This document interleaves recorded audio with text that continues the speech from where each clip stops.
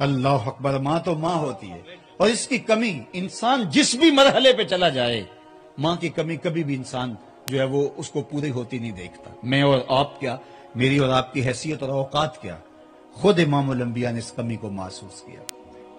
ایک دن حضور مکے سے ہجرت فرما کے جب مدینے تشریف لائے اور وہاں نماز عشاء پڑھانے کے لیے حضور تشریف لائے تو تا حد نظر صحابہ منتظر تھے. جو ہی حضور حجرہ انور سے باہر نکلے تو وہ ادب سے کھڑے ہو گئے. بس یہ منظر دیکھنے کی دیر تھی کہ حضور کی آنکھوں سے آنسو رواں ہو گئے. انسان نے غم کا دور دیکھا ہو، بعد میں خوشحالیاں مل جائیں تو انسان ضرور آرزو کرتا ہے کہ میری ماں باپ نے میرا وہ بدحالی کا زمانہ دیکھا تو آج خوشحالی کا زمانہ بھی دیکھتے تو کتنے خوش ہوتے. جتنی خوشیاں باقی لوگوں سے تو اپنی خوشیاں بچانے کے لیے تعویذ ڈالنے پڑتے ہیں، اپنی خوشیاں بچانے کے لیے تو جو ہے وہ حصار کرنے پڑتے ہیں، لیکن ماں کی بے لوث دعائیں، ماں کا پیار. اب اللہ کے محبوب علیہ الصلوۃ والسلام آپ جانتے ہیں جب پیدا ہوئے تو باپ کا سایہ سر پہ نہیں تھا. 6 سال کی عمر تھی، اپنی والدہ کے ساتھ مدینہ المنورہ گئے جو حضور کا ننیال تھا. واپسی پر ابوا کے مقام پر سیدہ آمنہ سلام اللہ علیہا کی طبیعت خراب ہو گئی. انہیں لگا کہ یہ بیماری جان لیوا ثابت ہوگی. انہوں نے سیدہ برکہ کو بلایا، ام ایمن سلام اللہ علیہا کو، کہا کہ میرے بیٹے کو بحفاظت امیر قریش عبد المطلب تک پہنچا دینا. اور خود انہوں نے اپنا تپتا ہوا بخار سے ہاتھ حضور کے سر پہ رکھا اور سیدہ آمنہ حضور سے کوئی بات کرنا چاہ رہی تھی لیکن ضبط کے بندھن ٹوٹ گئے اور چھم چھم آنکھوں سے آنسو برسنے لگے. سیدہ آمنہ حضور سے بس جو باتیں کرنا چاہ رہی تھی نہ کر پائیں، لیکن 2 باتیں انہوں نے کی. سیرت کی سب سے پہلی کتاب ابن حشام میں یہ واقعہ موجود ہے، باقی کتب میں بھی.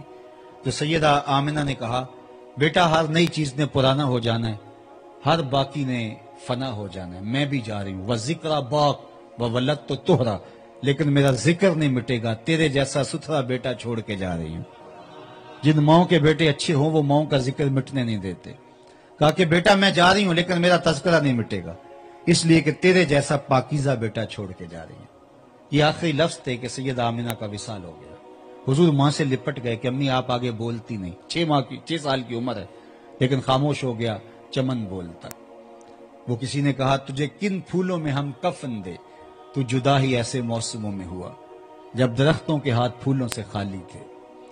آج حضور مدینے میں تشریف فرما ہیں تو صحابہ ادب سے کھڑے ہو گئے تو آقا کریم علیہ السلام کی آنکھوں سے آنسو جاری ہو گئے اور ادھر اقامت ہو رہی ہے اور حضور کی چشمان سے آنسو جاری ہیں. اور پھر حضور نے فرمایا، الحاوی الفتاوی میں امام سیوطی نے اس واقعہ کو نقل کیا، حضور چھم چھم روئے جا رہے ہیں اور کہا لو ادرکت والدی او احدہما، کاش آج میرے ماں باپ زندہ ہوتے یا کم از کم میری ماں ہی زندہ ہوتی. وانا اصلی صلاۃ العشاء، اور میں لوگوں کو نماز عشاء پڑھا رہا ہوتا. واقرأ فیہا بفاتحۃ الکتاب، اور اس میں سورہ فاتحہ کی تلاوت کر رہا ہوتا. پھر میری ماں کو میرے ساتھ کوئی کام یاد آ جاتا، وہ دروازے پر آتی، چلمن سرکاتی اور میٹھے اور مد بھرے لہجے میں مجھے بیٹا محمد کہہ کے آواز دیتی. فرمایا لوگوں میں اپنی نماز چھوڑ کے پہلے ماں کی بات کو سن لیتا. ماں تو ماں ہوتی ہے، تو ماں کے پیار کو کسی ترازو پہ نہیں تولا جا سکتا. تو یار ماں نے تو جنم دیا ہے اور اس کا پیار چھلکتا ہے، تو جس نے خلق کیا ہے اس کے پیار کا عالم کیا ہے. تو کوئی نادان بچہ ماں کی گود چھوڑ کے بھاگ جائے تو ماں کے حلق سے نیچے لقمہ نہیں اترتا اور ماں کہتی پتر تو کہاں دھوپ میں خراب ہو رہا ہوگا، تو نے پتہ نہیں کھانا بھی کھایا ہے کہ نہیں کھایا ہے، آجا پلٹ کے میری باہیں تیرے لیے کھلی ہیں. مالک کیا آواز دے رہا ہے، سنیے مالک کی آواز، یا ایھا الانسان ما غرک بربک الکریم، او بھاگے آنا تو نے ہے ہی، پھر جو کفن میں منہ چھپا چھپا کے آتا پھرے گا، اچھا نہیں کھلے منہ آ جا.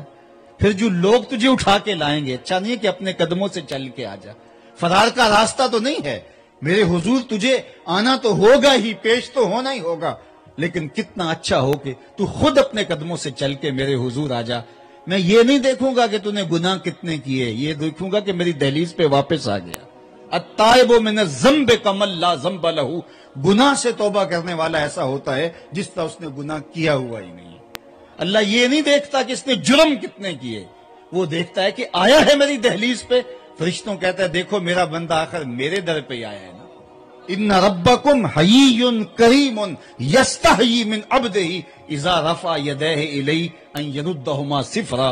तुम्हारा रब हया करने वाला करीम है, बंदे जब उसके सामने हाथ फैला के दुआ मांगते हैं, अल्लाह फरमाता मुझे शर्म आती है कि मेरे दर पे आए हैं और खाली मोड़ दूं इनको। तो आज दर खुला है रहमत, आज सावी ने खुले रावी ने इंज टोक नोखड़े टोक दे नहीं, तुर पवें ते पैंडे मुक जांदे कार बैठियां फासले मुक दे नहीं। आज वक्त है, फुर्सत के लम्हे हैं।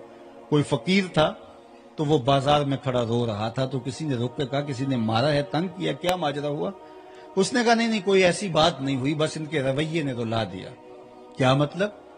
कहा गुजर रहा था, इनको दुनिया में खोए हुए देखा, दिल में तरस जागा, तो मेरा ख्याल था कि इनकी रब की सुलह करवा दूं। तो क्या हुआ? कहा मैंने उससे बात की, उसने कहा ले आ मेरी दहलीज पे, एक आंसू से धो डालूंगा सारे गुनाह। बड़ा खुश हुआ। फिर इनसे कहा आज उसकी दहलीज पे दे रहमत को शादा है। तो ये मुझे कहने लगे जा बाबा काम कर, तुझे क्या पता दुनियादारी क्या होती है। तो वो तो मान गया था, यही नहीं माने, मुझे इनके रवैये पे तरस आया, रो पड़ा। 2-4 दिन गुजरे तो वही फकीर वही बाबा कब्रिस्तान में खड़ा रो रहा था। तो वही शख्स दोबारा गुजरा, देखा कि वो दोबारा रो रहा, तो फिर रोक गया। कहा आज क्या माजरा, आज क्यों रो रहे हो? कहा आज कहानी भी उस दिन वाली है। कहा क्या मतलब? कहा उनसे मायूस हुआ तो आज इधर पलट आया और मेरा ख्याल हुआ कि आज इन कब्रिस्तान वालों के रब की सुलह करवा दूं। बड़े तजस्सुस से पूछा आज क्या बना? कहा आज ये मान गए, वो नहीं मान रहा। उस दिन वो मानता था, वो नहीं माने थे, और आज ये मान रहे हैं, वो नहीं मान रहे। तो कबल इससे कि वो वक्त आए कि फिर वो ना माने, आज ले उनकी पनाह, आज मदद मांग उनसे, कल कयामत को ना मानेंगे अगर मान गया। मैंने तो कुतब में पढ़ा है कल कयामत के दिन नेकोकार भी पछताएगा। बदकारों का पछताना तो समझ में आता है, जिन्होंने जिंदगी आवारगी में गुजार दी। नेकों का पछताना क्या होगा? जब वो अच्छे आमाल की जजा देखेंगे पछताएंगे, जो चंद लम्हे जाया कर दिए वो भी क्यों जाया किए, वो भी उसकी याद में गुजारे होते। जिंदगी तेजी के साथ कट रही है, बर्फ की तरह पिघल रही है। अपनी जिंदगी को संभालें, तौबा का दरवाजा खुला है, अल्लाह की दहलीज पे आए। एक बुजुर्ग फरमाते मुझे कुरान मजीद की आयत की समझ नहीं आती थी, इन्नल इंसान लफी खुस्र, बेशक इंसान खसारे में है।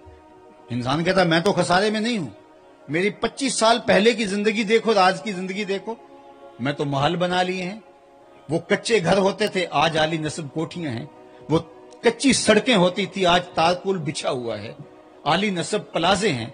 जिंदगी का जमाल देखो, एक जोड़ा होता था उसको धो के पहन लिया करते थे, आज इतने लिबास हैं कि मौसम बदल जाता है, लिबास बदलने की बारी नहीं आती। कभी खा लेते थे, कभी खाना नहीं नसीब होता था, आज टेबल पे इतने खाने होते हैं कि जो है वो ये इंतखाब मुश्किल होता है कौन सा खाएं कौन सा छोड़े। मैं तो बेहतर हो गया हूं, लेकिन अल्लाह कहता है नहीं तू खसारे में है। वो कहते मुझे समझ नहीं आ रही थी कि खसारा क्या है।